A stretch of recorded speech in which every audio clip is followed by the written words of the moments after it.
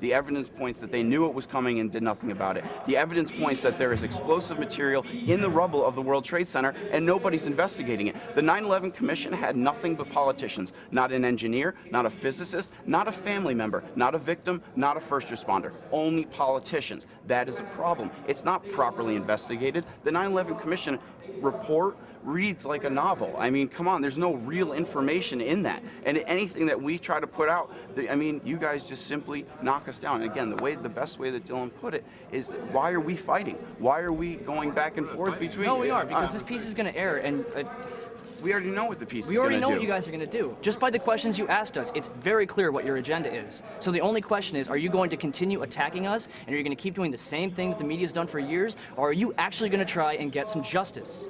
I'm curious, though. Did you start with a conclusion and work backwards to get? Absolutely not. No. No, our film was created by accident. It was created by finding information when trying to research a different story. These things are out there. The information was just out there. And tell us how your film started. How did it begin? You want? I got it.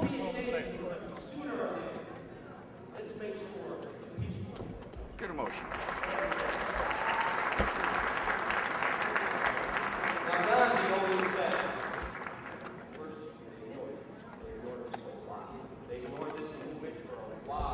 What was the question again? Oh, how did the film start? Yes. The genesis. It was good. Okay. The film started. Oh. The film started. What's the genesis of your movie? The film started by accident. It essentially was Dylan writing a script about 3 kids that were trying to make a change, that they knew something and were trying to let the public know about it. In doing so, just simply researching the events of 9/11, the information became apparent that there's other angles, there's other things that could have happened. Did you start off trying to make a fictional film?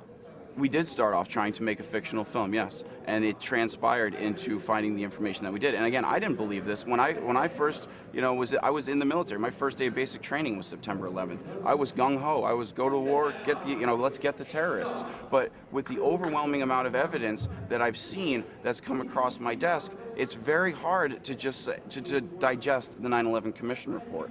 And again, whatever is out there, the science is irrefutable. I feel. Where are you guys going with this? What do you think you're going to accomplish with this? We've already accomplished more than we ever tried to accomplish. All we wanted to do was How many people have seen your film?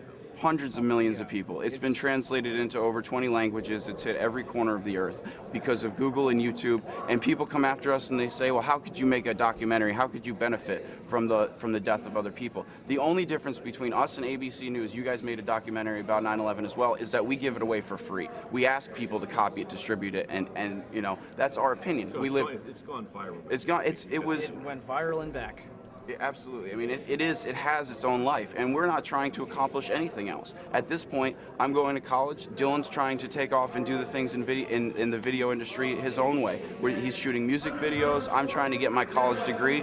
We've moved on with our lives, and we come to these events to support the people that are actually doing the work. This is actually the first time we've been to a conference together in over 6 months. I mean, maybe longer, because again, we did our job. We made the movie. It's out there.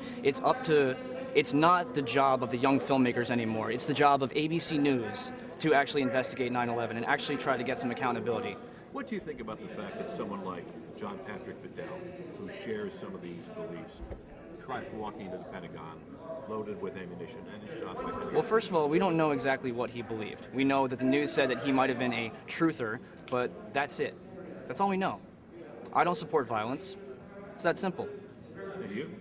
I think it's very interesting what's happened in this case, and I don't know, like Dylan said, I don't know his beliefs or whether he was a real truther or not, but what's interesting is I've heard 9/11 truth more in the last 7 days on the news, or the last couple days in the news, than I have in the last 7 years. So what? Because what they're trying to do is they're trying to already equate us with this man and trying to say that the 9/11 truth movement is a militia, gun-toting, anti-government conspiracy theory. That couldn't be anything farther from the truth. I'm a constitutionalist. I want the Constitution back to the way it was.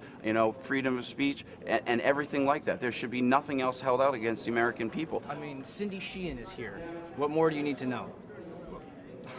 I don't know what that has to do with anything. Well, because Cindy Sheehan supports the 9/11 Truth Movement, and I think Cindy Sheehan is pretty obviously anti-violence. Look, we're a peaceful movement, and just because someone picks up a gun and shoots people, and the news decides to say, "Hey, he was a truther," that doesn't suddenly mean all of us are ready to pick up guns.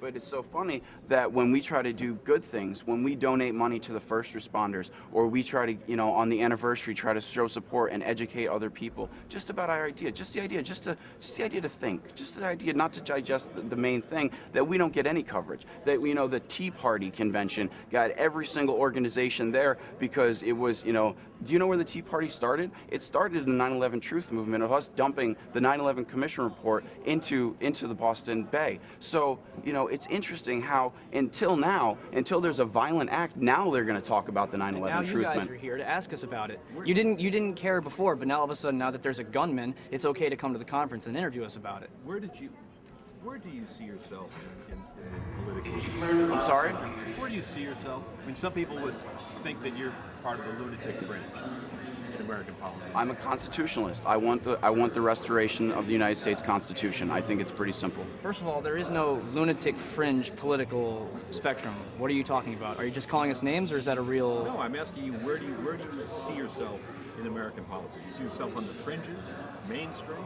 Where do you see yourself? I see myself as a concerned citizen who cares about his country and is sick of seeing the news attack people that want to see justice. It's bottom line. I'm an American, man. I care about my country. And you're convinced that the elected representatives of your country may have helped kill innocent people? Yeah, it's a fact. It's happened before, it happened on 9/11, and it's going to happen again. It's going to happen again. How? Inevitably. How? Sure, okay, well let me draw you a map. How am I supposed to say how it's going to happen? I don't know, but it has happened before, it happened on 9/11, and it will inevitably happen again. History repeats itself. Let me just ask you one last question. What about all the people on the planes who were killed? They're dead. They're dead. We don't question that at Yeah, all. what are you trying to put in our mouths now?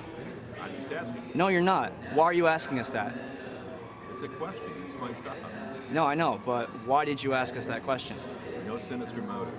Good. The people are dead. It's an absolute tragedy. Last word?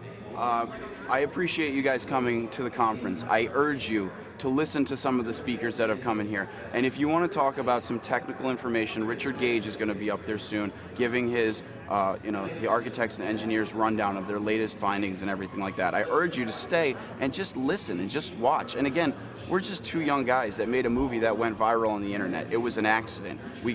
I wouldn't even call it lucky. We've been berated through the media. We've been given death threats. We've been called every name under the sun. I am a veteran of the United States. I have done more for this country than 95% of the people that live here. And all I'm trying to do is get some justice for the people like Bob McIlvaine who are crying on stage asking the United States government to simply investigate what they should have investigated in the first place properly. It's not that difficult.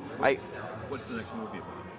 We're not making any more movies. There's no more documentaries. We don't want to do this. We don't want to be the ones out here saying that 9/11 is an inside job, but somebody's got to do it. And I've stood up before, I will do it again, and I don't care. You want to call me a name, you want to call me whatever, go for it. I'm going to still be here. I'm going to be doing the same thing I've been doing for years because I know that I'm a good person and that I'm doing the right thing. Let me ask you an honest question. Are you going to do a sit-down interview with Bob McIlvaine? I don't know. So that's a no. I would urge you to do See, that. that's the thing. You're here to interview us, but you're not here to interview a family member. Why is that? Why is that? I'm curious. I told you I don't know. You don't know. You're the producer, aren't you? No, I'm the reporter. You're the reporter? Well, why can't you at least sit down with Bob McIlvaine and interview him just for the hell of it? I'm not sure. I would urge you to. I would urge you- This has been a because very you're emotional interview. Because you've actually been here, you've had an opportunity to speak to all these people that could actually talk to you about the loved ones they lost, the actual pain and grief that they've had to go through, and instead you're sitting here interviewing us. So why is that? Why is it easier to interview us than the actual people who were affected by 9/11? Because you don't want to interview them. Do our jobs. We'll let you do it. No, I don't You're think not so. letting Because you're us- not doing your job. You are not doing your job. Either way. Plain and simple. Thank you. Nice interview. Nice to meet you. Good. Sometimes scream that they're going to be dead in the FEMA camps.